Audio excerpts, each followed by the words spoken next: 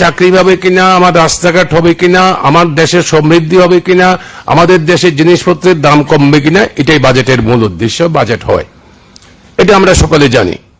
আমাদের দেশে যখন এই সবচেয়ে গুরুত্বপূর্ণ সংসদের এই আলোচনা চলছে, আমাদের দেশের প্রধানমন্ত্রী, মাননীয় প্রধানমন্ত্রী এখন বিদেশ সফরে ব্যস্ত।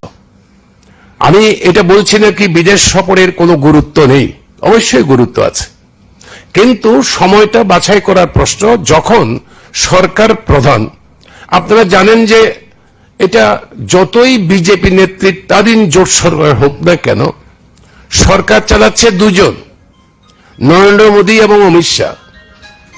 এখন প্রধানমন্ত্রী নিজে চলে যাচ্ছেন বিদেশে, সেই সময় এই বাজেট হচ্ছে, বিতর্ক চলছে। আমরা বামপন্থীরা 5টি দল আমরা বলেছি এই বাজেট উপস্থিত করার আগের দিন যে অর্থনৈতিক সমীক্ষা রিপোর্ট মাননীয়া শ্রীমতী সীতারামন যে উপস্থিত করেছেন, তাতে গোটা দেশের অর্থনীতিবিদরা এই বাজেট কি হতে পারে তার অনুমান ঠিক করে দিয়েছেন। সেই সমীক্ষার মূল বিষয় কি? সাধারণ মানুষের সরকারের স্বীকৃতি, আমাদের বক্তব্য না, সাধারণ মানুষের ক্রয় ক্ষমতা কমেছে। আপনারা সংক্ষিপ্ত করার জন্য বলছেন, আমি সংক্ষিপ্ত শুধু পয়েন্টটাই বলছি। গ্রাম ও শহরের জিনিসপত্রের মানুষের ক্রয় ক্ষমতা কমে গেছে, ভোগ্য ব্যয় কমে গেছে। 3 নম্বর হচ্ছে বেকারত্ব গ্রাম এবং শহরে নিদারুণভাবে বেড়ে গেছে।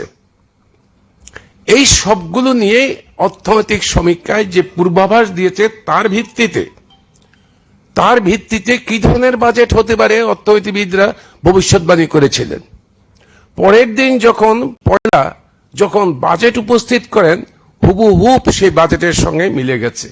একটা দায়সারা গোছের, কোনো পরিকল্পনাবিহীন, কোন দিকে যেতে চায় আমাদের দেশের অর্থনৈতিক কোনো পরিকল্পনা নেই, একটা দায়সারা ভাবে একটা বাজেট উনি উপস্থিত করেছেন।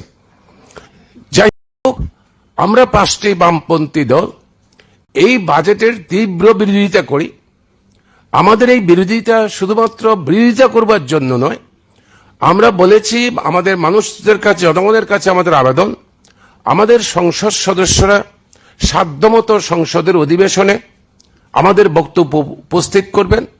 আমরা বামপন্থী দলগুলো, আপনারা দেখেছেন 1 তারিখের পর থেকে আগরতলা শহর সহ ত্রিপুরার বিভিন্ন জায়গাতেও দেখেছেন যে আমাদের পার্টি সিপিআইএম এবং অন্য বামপন্থী পার্টিগুলো, বিভিন্ন শ্রমিক, কৃষক, মহিলা, যুবক, বিভিন্ন সংগঠনগুলো তাদের বক্তব্য তারা মানুষের কাছে উপস্থিত করেছেন, রাস্তায় মিছিল করেছেন, মিটিং করেছেন, সংবাদ মাধ্যমের কাছে বলেছেন।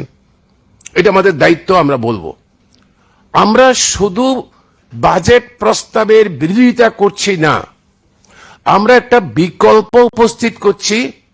এই বিকল্প বর্তমান ভারতবর্ষের এই যে অর্থনৈতিক দুরবস্থা চলছে, সে অর্থনৈতিক দুরবস্থার মধ্যে থেকে ন্যূনতম কিছু সুযোগ পাওয়ার জন্য দেশের জনগণের কাছে পৌঁছে দেওয়ার জন্য একটা বিকল্প প্রস্তাব আমরা 5টি বামপন্থী দল আমরা সংসদের ভিতরে, সংসদের বাইরে আমরা জনগণের সামনে উপস্থিত করব। কি করেছে এই বাজেট? মূল ফোকাস আপনারা সংবাদ মাধ্যমে, টেলিভিশনের মধ্যে আপনারা দেখেছেন, সেটা কি? এবং অর্থমন্ত্রী, মাননীয় অর্থমন্ত্রী নিজেও এর জন্য বাহবা কুড়াচ্ছেন কি, আমাদের দেশে যারা মাসে 1 লক্ষ টাকা আয় করেন তাদের কর ছাড় মুকুব ঘোষণা করেছে। হ্যাঁ, খুব ভালো কাজ করেছেন, আমরা বিরোধিতা করছি না, কিন্তু ভালো কাজ করেছেন। কিন্তু আমাদের দেশের রাজকোষে যেই ক্ষতিটা হবে, যেই টাকাটা এই ইনকাম ট্যাক্সের মুকুব করার ফলে আসবে না, সেই টাকাটা কোত্থেকে আসবে? এখানেই আমাদের বিকল্প প্রস্তাব। সেই টাকাটা যদি রেগার থেকে যায়, টুয়েব থেকে যায়, আইসিডিএস থেকে যায়, সমাজ শিক্ষা পরিকল্পনা থেকে যায়, কৃষি থেকে যায়, শিল্প থেকে যায়, সেখানেই আমাদের আপত্তি। যা গেছে আমি আমাদের যদি সময় দেন আমি দেখাতে পারবো কিভাবে গেছে। কিন্তু এইভাবে যাওয়াতে আমরা বিরোধিতা করছি। আমরা বলছি যে আমাদের দেশের যারা কর্পোরেট হাউস অতি ধনীদের 4% হারে 4% হারে যদি ট্যাক্স বাড়ানো হয়, তাহলে পরে আমাদের দেশের 1 লক্ষ পর্যন্ত আয়, তারা যেটা 12 লক্ষ বলছে বছরে, এই 12 লক্ষ পর্যন্ত আয়ের ফলে যে রাজস্বের ক্ষতি হবে তার চেয়ে কয়েক গুণ বেশি ভারতবর্ষের কোষাগারে অর্থ জমা হবে।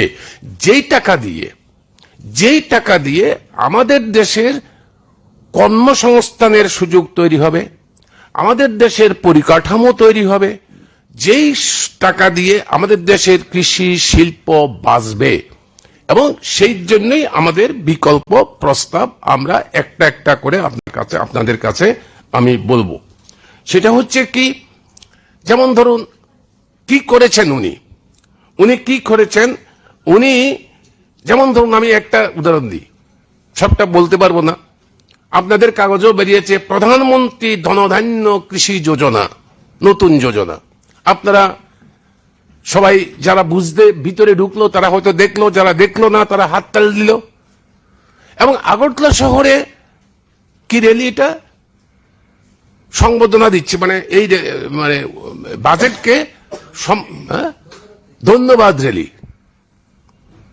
কৃষক কি পেল এই যোজনার মধ্যে? 1 টাকাও তাতে কিন্তু বরাদ্দ নেই। দয়া করে আপনারা বইটা খুলে দেখেন, বাজেট বরাদ্দের বইটা, প্রস্তাবটা খুলে দেখেন। প্রধানমন্ত্রী ধনধান্য কৃষি যোজনা কি করেছে, তার মধ্যে কি বলা আছে? কোনো টাকা ধরা নেই। কি বলা হয়েছে? বর্তমানে যেই প্রকল্পগুলো আমাদের দেশের কৃষি ক্ষেত্রে চালু আছে সেই প্রকল্পগুলোকে একযোগে নিয়ে একটা প্রকল্পের নাম দিয়েছে প্রধানমন্ত্রী ধনধান্য কৃষি যোজনা। এখানেও তো একজন দেখলাম মোহনপুরে নাচছেও এই কথা বলে, প্রধানমন্ত্রী ধনধান্যে পুষ্পে ভরা আমাদের এই বসুন্ধরা বলে নাচানাচি করছে। কিন্তু কৃষকরা কিন্তু ওরা সচেতন করবার আমাদের দায়িত্ব, আমরা তাদের এইভাবে আমি একটা একটা করে বলতে পারি। শিল্পের জন্য কি করেছে কি জানেন? এই সংযুক্তিকরণ করে কি লাভ হয়েছে আপনারা জানেন যে প্রধানমন্ত্রী ফসল বীমা যোজনা ছিল, এই যোজনার থেকে 3000 টাকা কমিয়ে দিয়েছে। এই নতুন এটা একসঙ্গে অ্যামালগেট করে যুক্ত করে গিয়ে 3000 টাকা কম 3000 কোটি টাকা 3000 কোটি টাকা আপনার কমে গেছে। আপনারা জানেন যে সবচেয়ে হাততালি নিচ্ছে প্রধানমন্ত্রী গরিব কল্যাণ যোজনা। এই প্রধানমন্ত্রী গরিব কল্যাণ যোজনা এটার সঙ্গে অ্যামালগেট করে কি করেছে, এখানে 10,000 কোটি টাকা কমিয়ে দিয়েছে। সারে রসায়নের আপনার যদি এই দেখেন রসায়ন শিল্প, আপনার যদি বাজেট বরাদ্দ দেখেন সেখানে সার উৎপাদনের এটাই হচ্ছে ক্ষেত্র, ওইখানে দেখবেন সারে ভর্তুকি কমিয়ে দিয়েছে। আপনারা জানেন যে আমাদের দেশে উদারীকরণ নীতি চালু হওয়ার পরে আমাদের দেশের উৎপাদিত সার দিয়ে আমাদের দেশের কৃষকদের কিছু চলে না, বিদেশের উপরে নির্ভর করতে হয়। সারের অস্বাভাবিক দাম বেড়ে গেছে, ইউক্রেন যুদ্ধের পরে আমদানি খরচ অনেক বেড়ে গেছে। এই সমস্ত বিষয়গুলো আপনারা জানেন। কৃষি ও কৃষক কল্যাণ মন্ত্রক যেটা আছে দপ্তর, ডিপার্টমেন্ট, এই ডিপার্টমেন্টের বাজেট বরাদ্দ 2.5% কমেছে। রসায়ন ও সার মন্ত্রকের বরাদ্দ 13% কমেছে। গ্রাম উন্নয়নের বাজেট বরাদ্দ আমি বলবো এটাই হচ্ছে এই বাজেটের সর্বোচ্চ বৈশিষ্ট্য। আপনারা দেখছেন আমাদের রাজ্যেও ওদিকে প্রধানমন্ত্রী ঘোষণা করেন একটা যোজনা, আবার মুখ্যমন্ত্রীর নামে একই রকম যোজনা একই যোজনার মধ্যে ঢুকিয়ে দিয়ে আপনি রোগী কল্যাণের কথা বলছেন, স্বাস্থ্যের কথা বলছেন, অমুকের কথা বলছেন, তমুকের কথা বলছেন। আর হসপিটালগুলো গিয়ে দেখেন। ওদিন আমি আইএলএস হসপিটালে আমার নিজস্ব একটা কাজে গিয়েছিলাম, ওরা বলছে না, হবে না। ওই সমস্ত কার্ড দিয়ে আমি একটা রোগী নিয়েছিলাম, সেই রোগীটি হবে না, কারণ আমার অনেক টাকা বকেয়া দিচ্ছে না। তো আমি জাস্ট এটা বলার জন্য আমাদের দেশের রাজ্যের মানুষের কাছে যে যোজনা মুখ ভরা গাল ভরা প্রতিশ্রুতি দিলে চলবে না, রূপায়ণ কি হচ্ছে সেটাই আপনাদের দেখা দরকার। কি করছে? দ্বিতীয় বৈশিষ্ট্য কি? তৃতীয় বৈশিষ্ট্য হচ্ছে পাবলিক প্রাইভেট পার্টনারশিপ। সমস্ত সরকারি আধা সরকারি সংস্থাগুলো যেগুলো আছে সেগুলোর সমস্ত কিছু এখন প্রাইভেট পার্টনারশিপে প্রাইভেটদের কাছে দিয়ে যাচ্ছে। যেমন ধরুন এলআইসি 74% ভারত সরকারের ছিল, বাকিটা প্রাইভেট ছিল। এলআইসি নিজে এই টাকা দিয়ে ব্যবসা করে না, এই টাকা দিয়ে আমাদের দেশে রেল হয়, আমাদের দেশে শিল্প হয়, আমাদের দেশের মানুষের ঘরবাড়ি তৈরি করার জন্য যে প্রধানমন্ত্রীর যে প্রকল্প এলআইসির টাকা, জলের জন্য যে টাকা এলআইসির থেকে টাকা দেয়। এলআইসি একটা রাষ্ট্রীয়কৃত সংস্থা। এই এলআইসির 100% শেয়ার বিদেশি বিনিয়োগে চলে যাচ্ছে। এইভাবে আমি এর বেশি আর এখানে বলবো না। এটাই আমাদের যে মানে প্রধান এই দিকে যাওয়ার জন্য চেষ্টা করছি। এই খরচটা সংকোচন হওয়ার ফলে, বিভিন্ন বাজেটের বরাদ্দটা সংকোচন হওয়ার ফলে কি হবে? সবচেয়ে বেশি আঘাতপ্রাপ্ত হবে আমাদের দেশের খাদ্য সুরক্ষা। ভারতবর্ষের মতো এত বড় দেশে, 140 কোটি বিশ্বের বৃহত্তম জনসংখ্যার দেশ, সেই দেশে যদি খাদ্য নিরাপত্তা না থাকে তাহলে পরে সেই দেশ ভিক্ষা পাত্র নিয়ে ঘুরতে হবে। আমাদের দেশের খাদ্য নিরাপত্তা দারুণভাবে বিঘ্নিত হবে। এবং সামাজিক সুরক্ষা, ভারতবর্ষ আপনারা জানেন আমাদের কনস্টিটিউশনাল প্রিএম্বারে লেখা আছে একটা কল্যাণকামী রাষ্ট্র। হ্যাঁ, সমাজতান্ত্রিক দরকার নেই, অ্যাটলিস্ট কল্যাণকামী রাষ্ট্র। এই কল্যাণকামী রাষ্ট্রের যে সামাজিক দায়বদ্ধতা, এই দায়বদ্ধতা হাত তুলে নিচ্ছে এই বাজেট।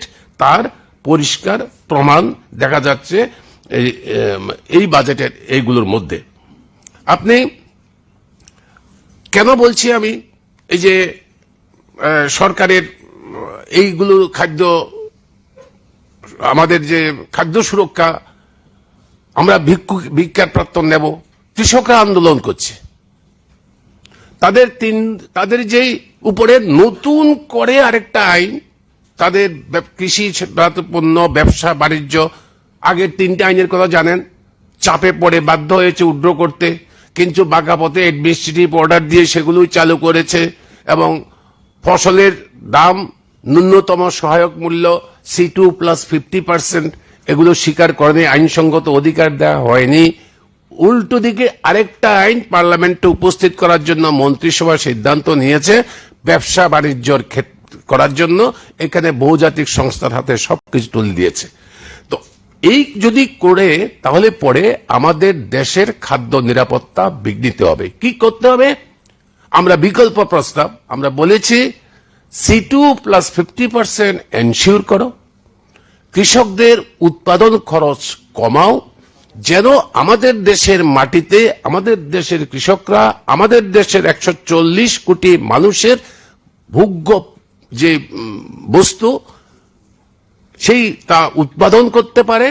এবং গণবন্টন ব্যবস্থাকে সুরক্ষা করো, নিশ্চিত করো, গণবন্টন ব্যবস্থাতে ভর্তুকি দাও, সেই ভর্তুকি দিয়ে গণবন্টন ব্যবস্থার মধ্যে গোটা দেশে তা চালু করো, যাতে করে মানুষ বুভুক্ষ নিরন্ন থাকতে না হয়। এখন আসুন রোজগার। এটা খাওয়ার পরে এই বিষয়টা, খাবার আসবে কোত্থেকে? রোজগার করতে না পারলে পরে রোজগার কি করে হবে? সে আপনার ডাক্তার ইঞ্জিনিয়ার থেকে আরম্ভ করে একদম গ্রামের মানুষ পর্যন্ত। আপনারা লক্ষ্য করছেন সাম্প্রতিক কালে যে করোনার সময়, করোনার আগে দেখেছি আমরা গ্রাম থেকে মানুষ শহরের দিকে ঝুঁকছে। আমাদের রাজ্য থেকেও মানুষ, এমনকি বিদেশে বড় বড় রাজ্যগুলোতে যেখানে কল কারখানা ইত্যাদি আছে সেখানে চলে যাচ্ছে। গ্রামে উদ্বৃত্ত শ্রমিক তৈরি হয়েছে, কৃষক কৃষি কাজ করতে চাইছে না, কৃষি লাভজনক নয়। করোনার সময় কি দেখলাম? উল্টা স্রোত। যেহেতু কারখানা বন্ধ হয়ে যাচ্ছে, কাজে কারখানাগুলোর থেকে গ্রামে এসে ভিড় করেছে। এখন গ্রামে কাহিল অবস্থা, একদিকে কৃষকের দুরবস্থা, আরেক দিকে এই বাড়তি শ্রমিক গ্রামে কাজ পাচ্ছে না। গ্রামে যদি তাদের কাজের ব্যবস্থা করতে না পারেন, তাহলে পরে তারা কোথায় যাবে? না শহরে কাজ, না গ্রামে কাজ। গ্রামের কাজের কি হয়েছে? গ্রামীণ রোজগার যোজনা দীর্ঘ লড়াই সংগ্রামের ফল। আমরা বামপন্থী পার্টিগুলো বাইরে থেকে সমর্থন করে কংগ্রেসের সরকার রেগা আইন চালু করেছিল। রেগা শুধু অনেকের ঠাট্টা উপহাস করে। আমরা যখন আমাদের বামপন্থী ফ্রন্টের যখন রাজ্যের সরকার ছিল, রেগাতে যখন ফার্স্ট হতো তখন অনেকে ঠাট্টাই আর কি করতো, রেগাতে ফার্স্ট হতে পারে সিপিএম বামপন্থীরা, আর অন্য কিছুতে ফার্স্ট হতে পারে না। আরে রেগা শুধুমাত্র কয়েক টাকা মজুরি দিয়ে একটা শ্রমিককে কাজ দেওয়ার প্রশ্ন, রাইট, অধিকার। কাজের অধিকার সংবিধানের মধ্যে লিপিবদ্ধ করো। আমি যদি কাজ চাই আমাকে কাজ দেবে, আমি যদি কাজ চাই তুমি সরকার আমাকে ন্যূনতম 100 দিন কাজ দিতে বাধ্য থাকবে। তোমার মজুরি মতো আমি কাজ করব। এবং আমাকে যদি তুমি 15 দিনের মধ্যে আমার মজুরি ফেরত না দাও, দিনের মজুরি দিয়ে দেওয়ার কথা, যদি কোনো কারণে না পারো, 15 দিন পরে তুমি আমাকে জরিমানা দিতে হবে। এটা হচ্ছে আইন, অধিকার। অধিকারের জন্য লড়াই। এখানে কিছু ভিক্ষা প্রাপ্ত নিয়ে নরেন্দ্র মোদীর কাছে বা কারোর কাছে আমরা ভিক্ষা চাইছি না। আমার অধিকার, সেই অধিকারগুলো কি করেছে আপনি দেখবেন। 24-25 সালে এটার বরাদ্দ ছিল 86,000 কোটি টাকা। 23-24 সালে তার আগের বছর এটা ছিল 89,000 কোটি টাকা। 25-26 সালে আবার সেটা বরাদ্দ দাঁড়ালো 86,000 কোটি টাকা। এবং আমি আপনাদের বলে রাখি, এর থেকে